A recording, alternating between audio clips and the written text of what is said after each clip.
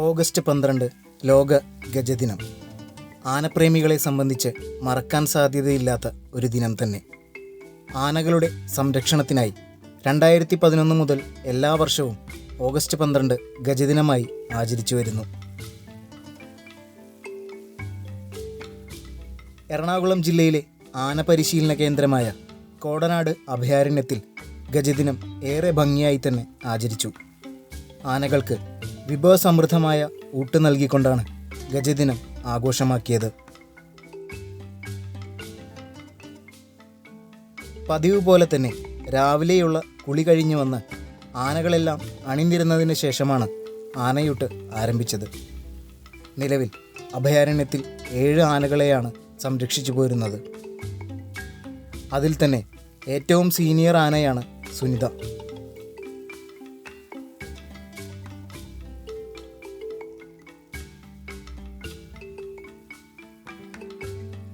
കൊമ്പന്മാരായി പീലാണ്ടി ചന്ദ്രുവും ഹരിപ്രസാദും അഭിമന്യുവും ആനക്കോട്ടയിലെ താരങ്ങളാകുന്നു.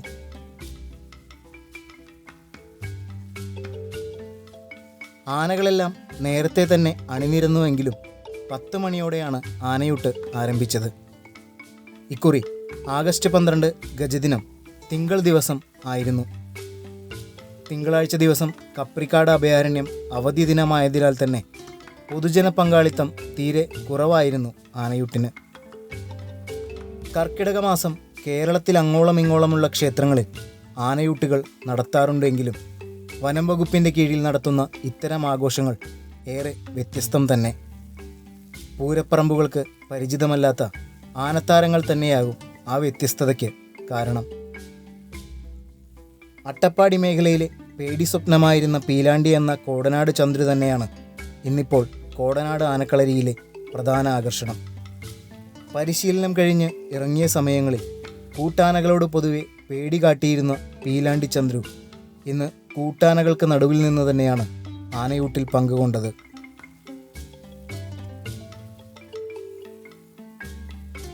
ഏകദേശം 10 മണിയോടെ തന്നെ വനം വകുപ്പ് അധികൃതരുടെ നേതൃത്വത്തിൽ ആനയൂട്ട് ആരംഭിച്ചു.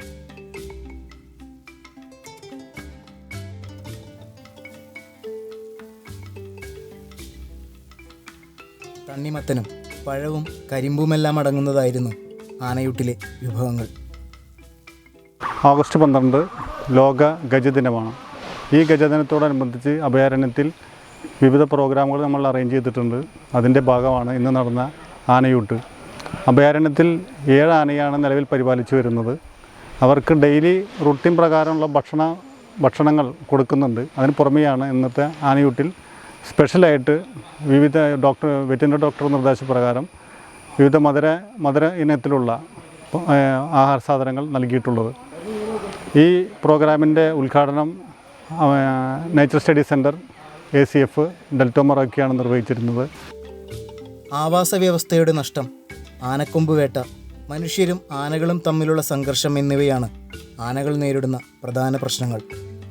ഈ പ്രശ്നത്തിലേക്ക് ശ്രദ്ധയൂന്നുക, ബോധവൽക്കരിക്കുക എന്നിവ ലക്ഷ്യമിട്ടാണ് അന്താരാഷ്ട്ര തലത്തിൽ ഗജദിനം ആചരിക്കുന്നത്.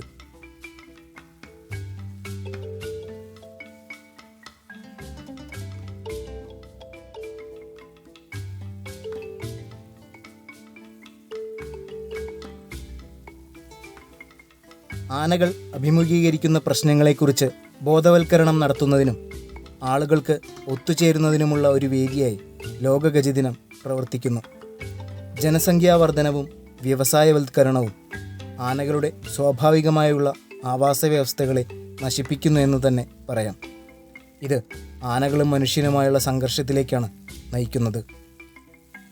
ലോകഗജനത്തിൻ്റെ പ്രാധാന്യം എന്ന് വെച്ചിട്ടുണ്ടെങ്കിൽ ആന നേരിടുന്ന ഭീഷണിയെ സംബന്ധിച്ച് പൊതുജനങ്ങളിലും അവബോധം സൃഷ്ടിക്കുക.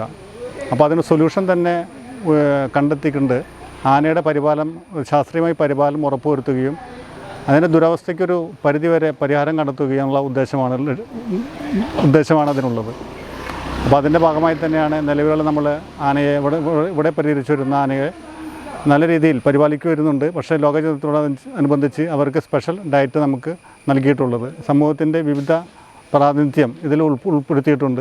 വിദ്യാർത്ഥികൾ 2 സ്കൂളിൽ നിന്നുള്ള വിദ്യാർത്ഥികൾ ഇതിൽ പങ്കെടുത്തിട്ടുണ്ട്. കൂടാതെ ഈ ആനയെ പരിപാലിച്ചു വരുന്ന മഹൂട്ട്സ്, ഇവിടുത്തെ സ്റ്റാഫുകൾ, വിവിധ പത്രമാധ്യമ പ്രവർത്തകർ എല്ലാം ഇതിൽ ചേർന്നിട്ടുണ്ട്. കോടനാട് അഭയാരണ്യത്തിൽ ഇത് 2ാം വർഷമാണ് ആനയൂട്ട് നടത്തപ്പെടുന്നത്. ഇനി മുന്നോട്ടുള്ള വർഷങ്ങളിലും തുടർച്ചയായി ആനയൂട്ട് നടത്തുവാൻ തന്നെയാണ് വനം വകുപ്പിൻ്റെ തീരുമാനം.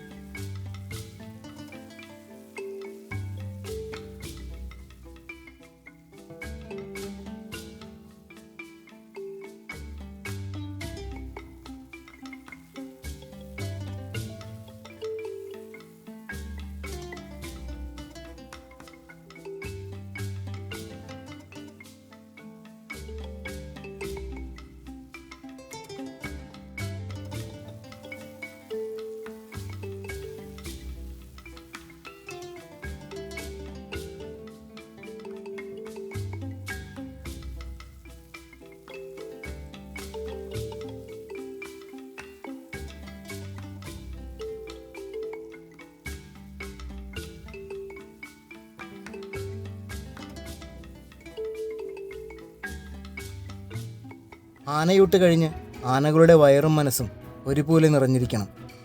ഇനി തങ്ങളുടെ കെട്ടുംതറകളിലേക്കും ദിനചര്യകളിലേക്കുമുള്ള മടക്കം.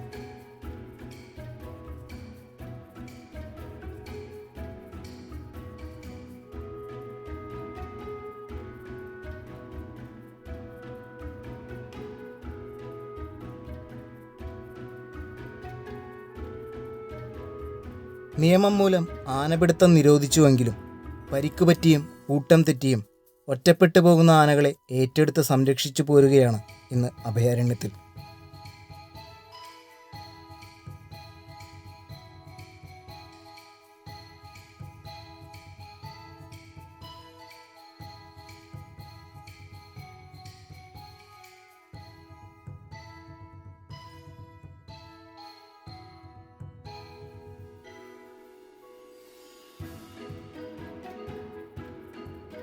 ലോകമെമ്പാടും ഇന്ന് ഗജദിനം കൊണ്ടാടുമ്പോൾ ഈ പെരും ശരീരികളെ സംരക്ഷിക്കേണ്ടതിൻ്റെ ആവശ്യകത എല്ലാവർക്കും തന്നെ ഒരുപോലെ മനസ്സിലാകട്ടെ എന്ന് ആഗ്രഹിക്കാം.